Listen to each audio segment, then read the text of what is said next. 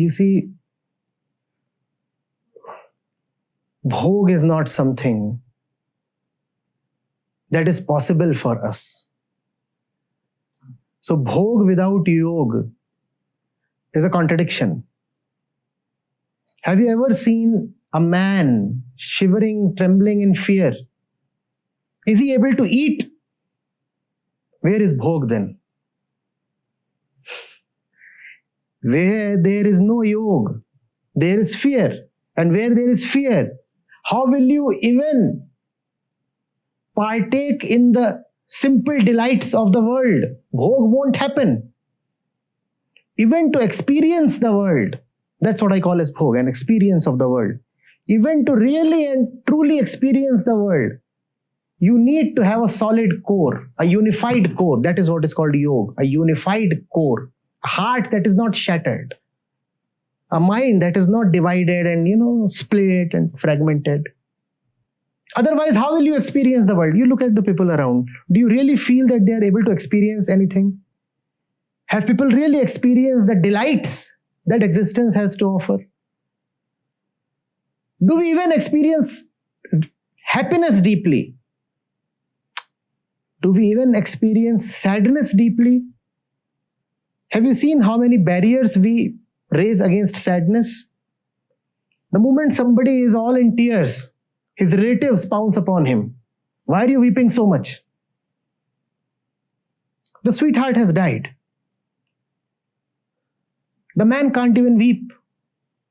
You are allowed to weep till a point. And then sadness is not permissible. Where is the question of Bhog? The elements of Bhog that are classically talked of, food, sex, pleasures in things, pleasures in places, do they happen with us?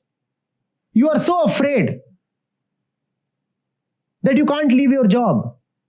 How will you go and visit the world? Is Bhog happening? Look at the common, normal, professional. He gets 10 days of leaves a year. All right, 25. 15 are consumed by sickness and chikungunya and such things. So de facto he is left with 10 days. How much can he consume in these 10 days? Go to the West. There, because of many kinds of securities available, fear is a little less. Social security is there and financial security is a little better than what we have here. So they are able to quit jobs and they are able to wander around. Now there is some Bhog. Now there is a little Bhog. But the man who is clinging to his job as he is clinging to dear life, because he is shivering, what will happen to my future if I lose my job? How will he? Without yoga, no Bhog ever happens. It is a great misperception and an overestimation and an unnecessary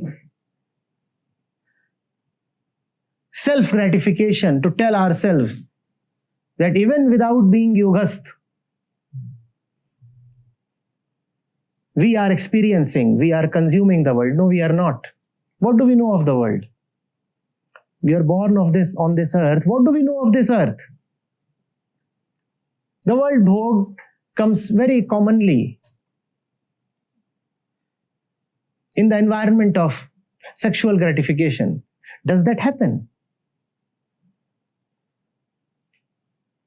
Look at the lives of people around you. Are they really find any gratification in sex? The entire day you are spending in stress, all kinds of rubbish, tension, pushing others, getting pulled, getting split. What kind of sexual activity is then possible? Sex is for the free-minded. What Bhog is possible? Very soon, before you reach the age of 35, one's fears, one's desires, one's greed make one bald. And one develops a tummy this big. And there are 3 kids. Where is the question of some bhog now? Is that not the reality of every household? Bhog, sambhog, all gone. Without yog, no bhog. Simple. A Krishna really enjoys the world.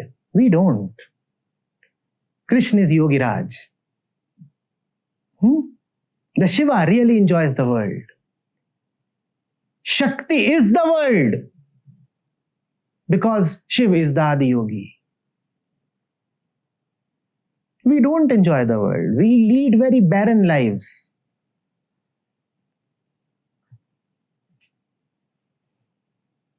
Roti, sabzi, dal, chawal.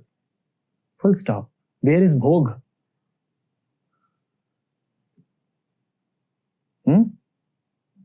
Forget about international cuisine. Do we even try out the various kinds of foods available around us in this country? We are prejudiced. And where there is prejudice, where is the question of bhog?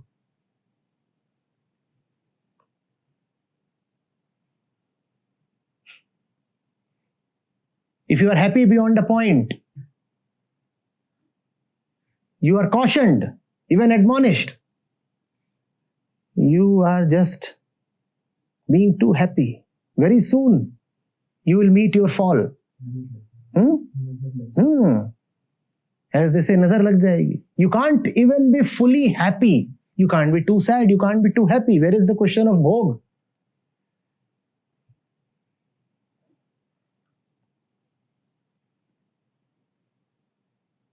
You can't sit still. You sit still, somebody would come and say, why are you turning into a stone? You dance too much, people will come and restrict you. What are you doing? This is not the way of decency. Sushila ji just called up. You too must be Sushila.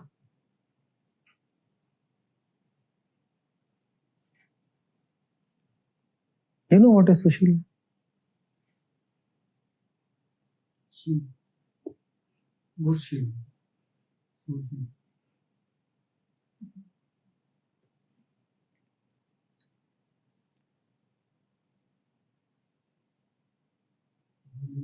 I don't know in office what we eat. What we're eating is, we know that it will satisfy hunger. But we really don't know that the roti that we're eating is so good, we don't even realize. Where is bhog?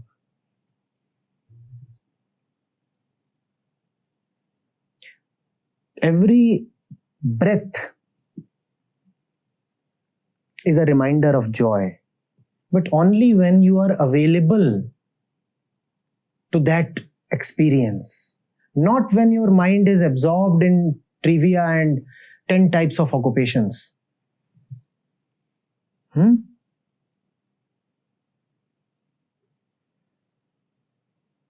talked of roti. Every morsel is a reminder of the delight that life is, but only when you are available to really experience that morsel. We don't eat, we stuff ourselves. Where is bhog?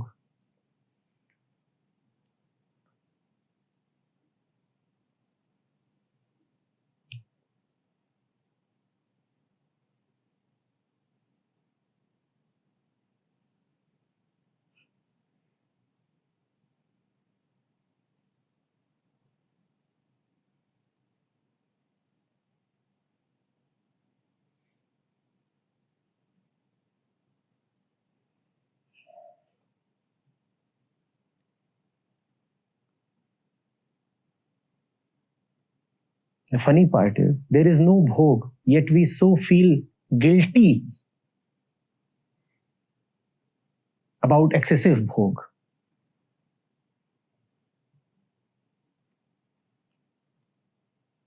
Externally, we keep consuming, and we have consumed so much that the earth is threatened now. And the desire for consumption keeps on increasing, but really, gratification is not happening. Consumption is there. A lot of food can be consumed, yet there is no gratification.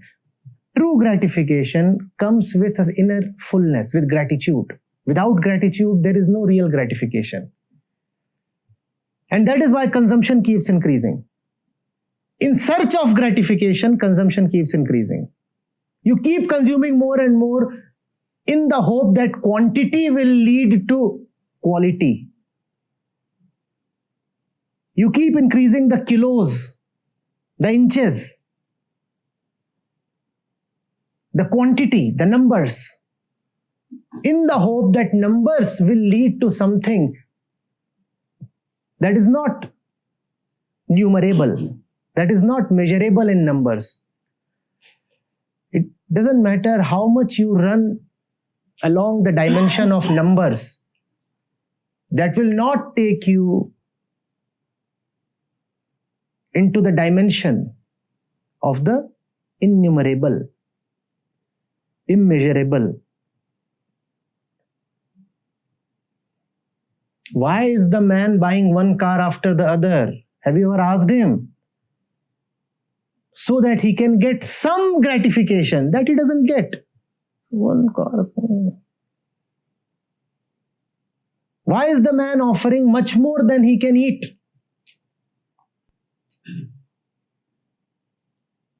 He has called the waiter and he said, oh, this. And even the waiter is wondering, sir, how many more are to come? You said a table for 2 and you ordered food enough for 8 people. But the fellow just, maybe something would give me that little touch, that little, heavenly delight. Let me try much more than I can really have. Maybe something will suffice. Maybe something will click. Nothing clicks. One keeps trying.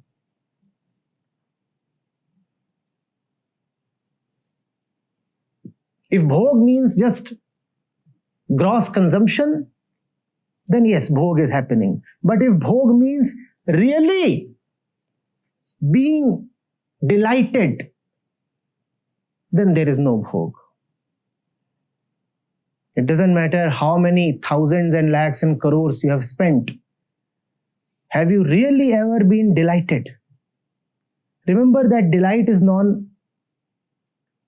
reversible. One moment's delight is a permanent upliftment. You cannot say I was delighted once and then I returned to my base state. That is not possible. The poet said, a thing of beauty is joy forever.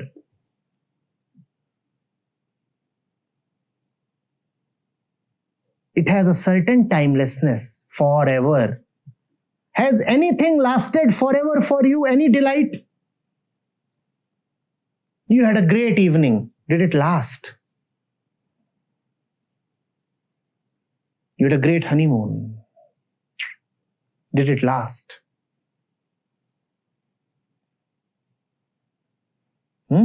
Great vodka. Did it last? You are left with the hangover.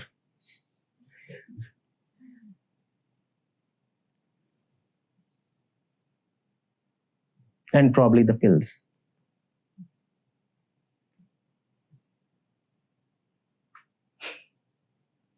Nothing lasts.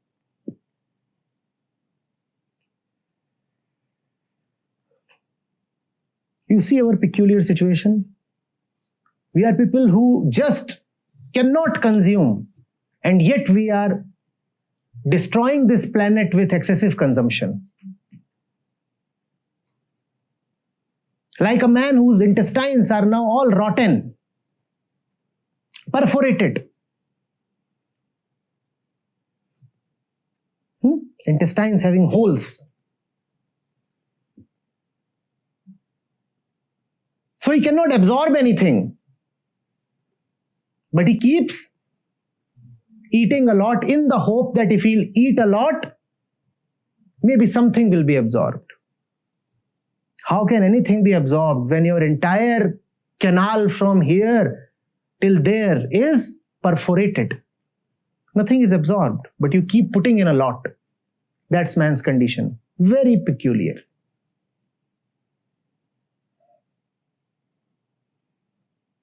It requires, you know of that, right? It's all in the news. It requires many earths to provide for our levels of consumption. This little planet won't suffice. These excesses have a spiritual base to them. Because the lives of mankind are devoid of spirituality, that is why man is eating away this planet. And hence, only true and innocent spirituality is the solution. You can keep trying fancy treaties, Paris agreements and such things. They are not going to work. You won't be able to control the temperature rise. It is already being said that a 2-degree rise is too much to ask. Probably we are looking at a 3.2 degrees centigrade rise in temperature by the end of this century. And what's responsible for that? Man's unmitigated greed. You keep on. Everybody wants to have more cars and more. Bigger malls. When you are inside a mall, a shopping mall that is, have you ever wondered about its carbon footprint? Have you ever thought what's the ecological cost of the entire air conditioning? But you are consuming, or so you think. You think that you are consuming because you spend a lot there, because you come back with fancy packets in hand and a tummy full of the flesh of lots of innocent animals. So you think that you have consumed. We don't consume, we think that we have consumed. Consumption hasn't happened.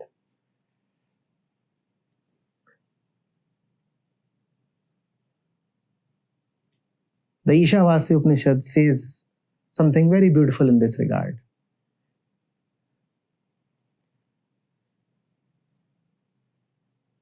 Says, consume with dispassion. It instructs you to consume.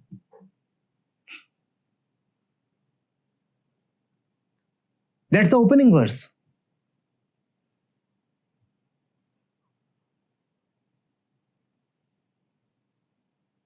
Tyakten, with tyag, consume.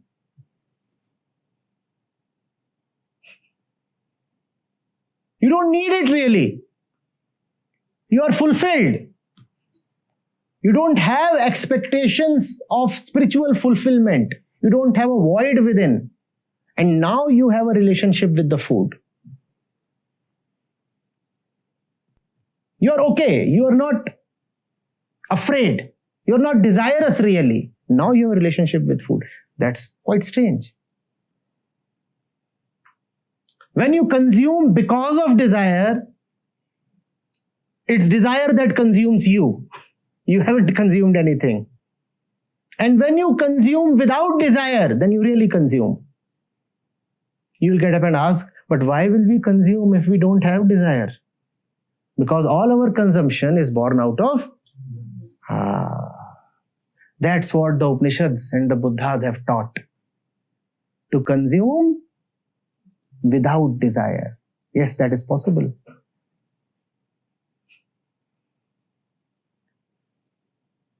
The desire that they are talking of is the inner faithlessness. Most of our desires proceed from there. Proceed to consume without faithlessness.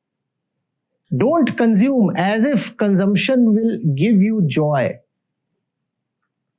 If your life is godless, don't think that consumption will give you God. But that's how we consume. When the next car or the next woman arrives in our life, we feel as if God has arrived. Because our lives are ungodly, so we are looking for God in iron and flesh. Have a godly life, and then, if life so plays it out, have a car as well. Have God, then have car. It would be God's car. Have God, then have a man or woman in life. It would be a godly relationship. But if you have a car as a substitute for God, as a replacement for God, as a proxy for God, then the car would disappoint you. And the woman would irritate you, as they do.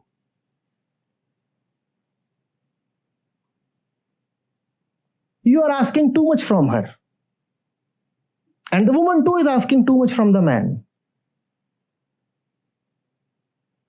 You want from the woman what only God can give you. And the woman wants from the man what only God can give.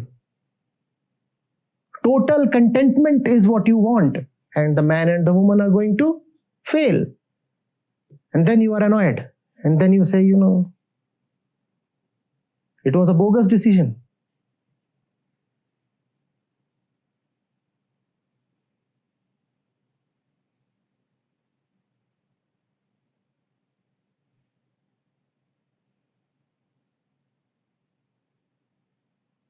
It was just the heat of the moment. And now I'm paying for it.